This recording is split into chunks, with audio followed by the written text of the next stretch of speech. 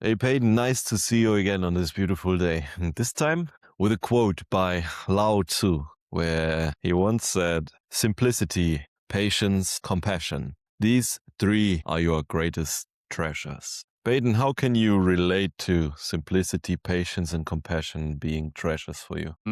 Good to be back, my friend. This, I think, is a very insightful empirical claim. And the invitation that it points to is to pay attention. What does it feel like when we are in a state of simplicity, in a state of patience, in a state of compassion? What does it feel like when we are in the opposite? When we are in a divided and scattered and overly complex and stormy mind, when we are impatient and hurried, and when we are anti compassionate, when we are feeling judgment and contempt for other people instead of compassion for them. And the world and our needs and the culture that we find ourselves in, and just the bare condition of trying to make our way and survive and to make things work and to make things come together and to do enough and all of these things, they have some kind of a gravity that pulls us away from these states of simplicity, patience, compassion, and a voice that whispers in our ear that it's a bad strategy to practice these things or to abide in these things. And yet, when we pay attention, what is it like to right now be in a state of simplicity, of radical simplicity, of original simplicity? To not be storming around and creating some complex narrative and chatter within our mind, but actually letting the mind be quiet, letting the mind just experience our senses in this moment. What does it feel like to be radically patient with whatever is here right now, with whatever we might otherwise be tempted to want to change or to want to move along, or whatever we might want to hurry? And what does it feel like to be compassionate, even for the people that we're tempted to poise up in our mind as enemies? It actually is some relief, or it is some opportunity for peace that we have. These are actually treasures. These are actually things that bring us an inner state of repose, even as we are in movement. And yet, we're very seldom reminded of these things and often pulled away from them. How do you think about the treasures of these things? What does it mean to actually view these things as a treasure? Or what is our opportunity to return to these ways of being? Great question. What I think about this, these three things being treasures is that it is an inner transformation which can take place just from the inside out. Defining not that you want to have more, but that you have enough when you build a simple life where you don't need to collect all the goods to buy more stuff, but where you are content with little. The same happens to patience. When you expect that you plant a seed and harvest fruit the other day, then you will not have a good time because you have to do the expectation management. And patience is this internal transformation of having the ability to also look out for some prolonged investment which will recur, but after a long, long time. And the same with compassion, being not being judgmental towards each other or towards yourself, having self-compassion or compassion for others transforms your wanting to change something, not somebody or yourself, towards just acceptance. And therefore, I think the treasure lies in the new perspective of looking at your experiences in your life that helps you be much more content and lead a richer life. Ironically, because you define what is enough for you. And how to train this, how do we have the opportunity to discover what is enough for us, is asking ourselves, doing an audit of, is this desire really from my inside? Does it come from the inside? Or is it mimetic? Does it come from me witnessing other people wanting this, and having the discernment whether we can say this is what we really want from life, this is what we really want to spend our days with, this is what we really want to create, and having the courage to follow what we really want, to follow our thick desires despite despite the costs which are maybe implied to our decision. This brings us closer towards these treasures, the simplicity behind choosing what is your enough and auditing what is your enough and what is what you really want and desire, not what other people live and you copycat that. How do you think do we have the opportunity to bring that treasures into our lives? The thing that's helpful for me to remember is that we're actually never far away from these things. We act like it, and I act like it, owning it myself, and that it feels like we can be so far from these things that it's going to take a Herculean effort and 3 days of concentrated effort and a whole itinerary and agenda that's focused on cultivating these things to bridge this vast chasm from where my mind is right now to where I wish that I was, but that I can't access right now as it relates to these three things. And even this morning, I was noticing in my mind, I was feeling this contraction and this concern that my mind was out of balance and feeling almost uptight about all that I needed to get done in order to get my mind back to a good state of balance and a good state of wisdom or health today. And the irony is that there's a via negativa with all of these things. Oftentimes, what we need to do for simplicity is, I mean, take simplicity as maybe or actually all of them. Like, how much work does it take to be patient? How far away is it to be patient with what's here right now?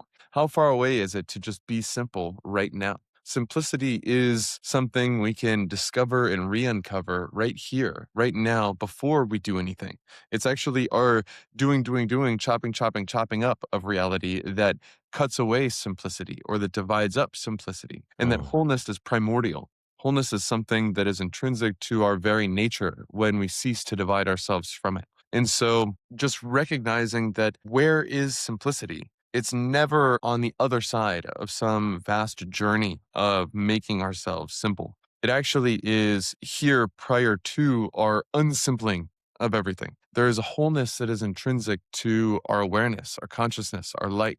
And this is what we can return to instantly, not by schlepping up some giant mountain to obtain it, but actually to recognize what's already here instantly and effortlessly right now. I also think that there's these three things are symptoms and causes of wholeness. If I was going to paint some theme that ties these together, the experience of being whole, the experience of being whole now, the experience of not being cut off in my mind and actually being divided from my senses because my brain is off in the future of what I want and on all my schemes and plans that I'm making to get there. I'm not cut off and I'm not in the past because I'm being angry about how somebody has transgressed me.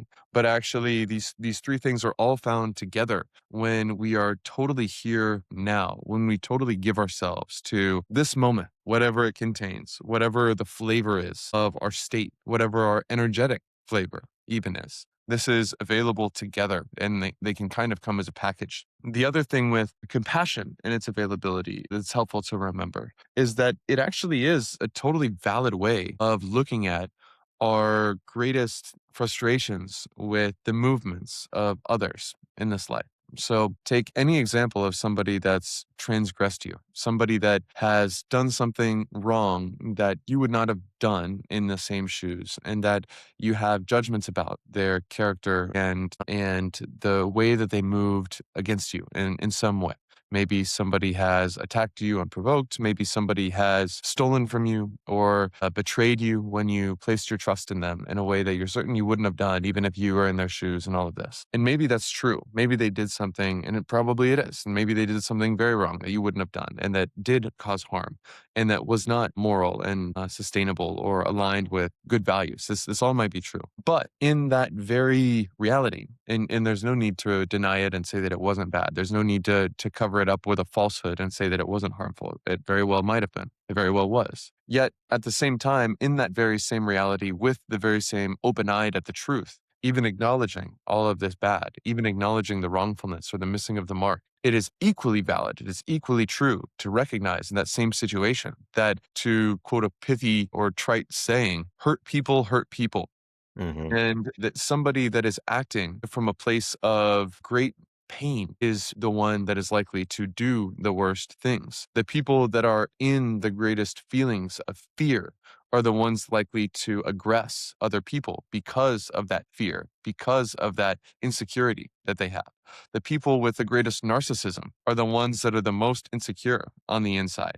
And so, even if somebody is acting toward you out of betrayal and deceit and narcissism and greed and hatred at the same time, they are embodying all of these things that are quite unfortunate to experience from another person's point of view, and they are aggressing unprovoked at the same time. We can, even in acknowledging all of these bad traits, all of these harmful ways of being, we can acknowledge their source. The source of these greatest harms that people act towards others is somebody's own affliction. Somebody that is in a state of total peace, total well being, super happy, having a great time on the inside, not just winning outwardly, but actually having a joyful, happy, peaceful life, is not going to act out in this way. These are symptoms of suffering. These things that cause sufferings are, in fact, outcries. They are outlashes of the most hurt people, of the most fearful people. And Mm. when we can recognize that, which is not false, like we don't have to deny reality and say that this thing wasn't bad. We don't have to say that this thing didn't hurt or it didn't harm us or it didn't have consequences or that it was right or that we would have done it if we were in this person's shoes.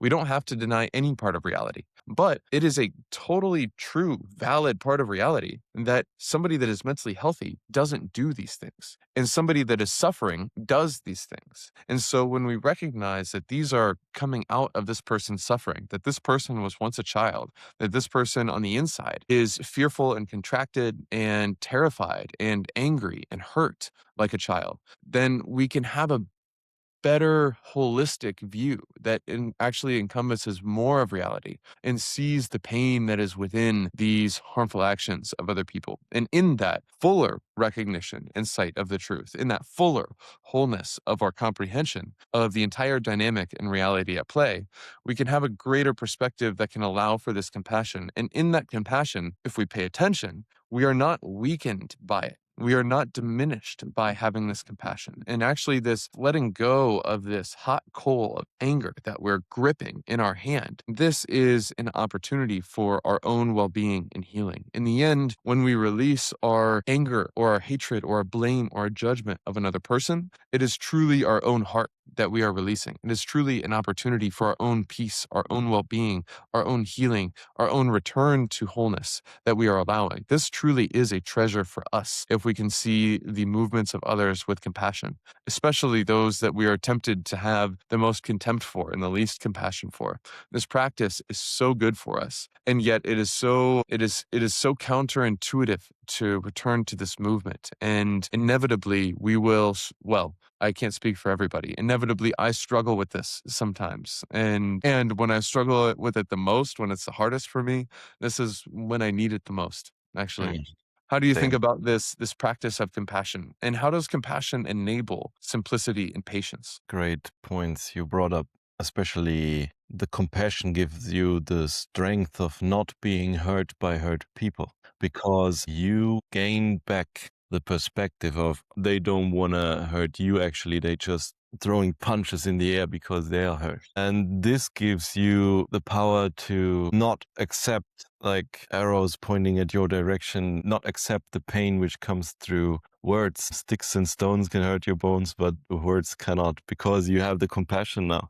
This reminded me of this guy called Pat Flynn. He has a son and he's a YouTuber, and then he's reading the comments under the first YouTube video of his son. And he didn't know that his son already read them, and he was like fuming because how can this guy tell this young boy to hurt himself or whatever? And then he pulled him aside and said, "Hey, I wanted to talk with you about the comments and so on." And his son said, because he shared with him this phrase before, his son said, "Dad, I hope he's okay." And I was like, boo, like if you have this transformative perspective within you, you have all the power of not being hurt by mindless people. And this is a big treasure. Yeah, it's a big treasure to cultivate because it's not only that it has a transformative potential in your own perspective, but also the transformation of any energy coming at you you can use it to create something different, to create a different response. You can decide how to react differently. And with that, because you are aware of other people's suffering, for example, or your own suffering at times, that you also have the ability to not overreact. That enables the simplicity part, where you have a much simpler set of responses to dreads or seeming accusations or things that would hurt your ego, and your ego would wreak havoc because it wants to survive. But it enables you to have a simpler way of being, not identifying yourself too much with a rigid image. And yeah, I'm curious, how would you describe that it enables simplicity, or how it enables patience with yourself and others? I would say the proof is in the pudding. I think what I notice in my own life is that when I feel indignant or angry towards somebody else, when I'm judging and begrudging what somebody has done to me, and I just pay attention, I see that it is an endless source of contraction and suffering. Like genuinely, some of the times when I am suffering the absolute most, it's because I'm twisted up about my grievance towards somebody else, and that this dynamic of releasing somebody else is releasing ourselves. And it's just the best way to feel this is just paying attention over and over.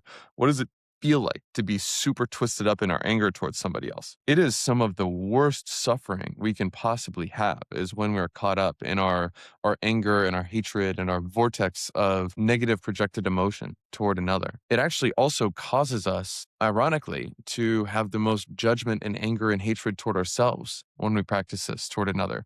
There is some spiritual physics sort of like a law of spiritual entanglement. When if we forgive others, we experience forgiveness ourselves. When we judge others, we experience judgment ourselves. When we have hatred toward others, we experience hatred toward ourselves. And it's you wouldn't think that it would be that way until you just pay attention to how it goes. And I find when I'm in the most hell within my mind possible, almost always I see that this is actually rooted in my judgment toward another person. And in my own little spiritual tradition of Quakerism, there's this letter that's quite well known. And it's a letter from George Fox to Lady Claypool from like the 1600s or something like that.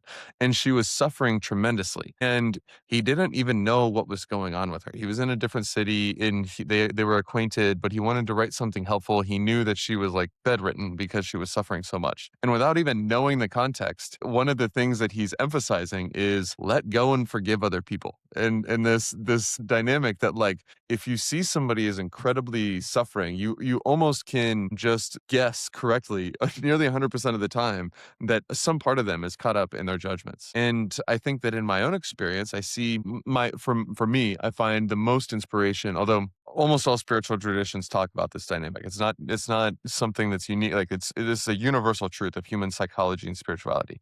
But the model of this that I find the most inspirational is, unsurprisingly, Jesus, and how when he's on this cross and he's just brutalized, he's betrayed by someone that was close to him, he's murdered unjustly and publicly and humiliated, he's spat on, he's abused, he's mocked, all of these things. One of his final responses is, Father, forgive them, for they know not what they do. And in his native language of Aramaic, shpach means release them. And this word release, I think, is so much better than forgive, because forgiveness has so much more of like a legal, like, are we denying that it happened? Are we covering up our eyes? Is it this and that? Is it psychological? But releasing is much more embodied. It's much more has to do with freedom for them, freedom from ourselves, a letting go and moving on, not a glossing over of the hurt or the wrong or any of that, but actually just releasing. And I think that and even in his actions, he'll literally, like, if you read the gospels over and over, he meets somebody and like the first words out of his mouth before he even like knows their first name is, your sins are forgiven or you're forgiven. And constantly he's just throwing this out here and there, all over. Right. It's top of his mind all the time. And I do think it's because it's so core to it's so core to ceasing to divide ourselves from our own spirit and from reality. It's so core to all that comes later. If we cut ourselves off by holding on to a grudge or by tying ourselves off with our anger and contempt for another human being, it is upstream of almost all of the good that we can experience. It's like we can cut ourselves off from the entire source with one swoop